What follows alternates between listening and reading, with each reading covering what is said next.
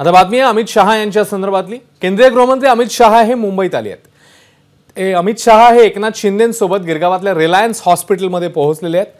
अमित शहांच्या बहिणीवर तिकडे उपचार सुरू आहेत आणि अमित शहा सध्या तिकडे पोहोचलेले आहेत। निलेश बुधावले अधिक अपडेट देतील। निलेश, मागील 15 मिनिटांपासून गृहमंत्री अमित शहा हे गिरगाव चौपाटी या परिसरात असणारं जे रिलायन्स हॉस्पिटल त्या हॉस्पिटलमध्ये आहेत। त्यांची जी बहीण आहे ही आजारी आहे आणि तिला पाहण्यासाठी ते या ठिकाणी आल्याचा विश्वसनीय सूत्रांना माहिती दिली आहे।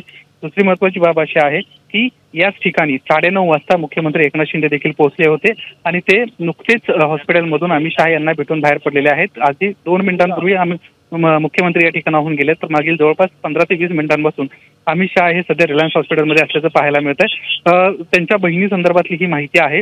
काही वेळात कदाचित इतर देखील नेते या ठिकाणी पोहोचू शकतात अशी देखील शक्यता वर्तवण्यात येते।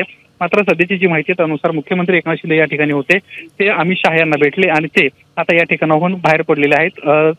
अमित शहा कदाचित सह्याद्री गेस्ट हाऊस या ठिकाणी देखील जाण्याची शक्यता आहे। त्या ठिकाणी सध्या पोलीस बंदोबस्त देखील लावण्यात आलेला आहे। तर रिलायन्स परिसर आणि आसपासच्या परिसरात देखील मोठा बंदोबस्त लावण्यात आला आहे। सौरभ, निलेश, धन्यवाद या सगळ्या सविस्तर माहितीबद्दल। एबीपी माझा, उघडा डोळे बघा नीट।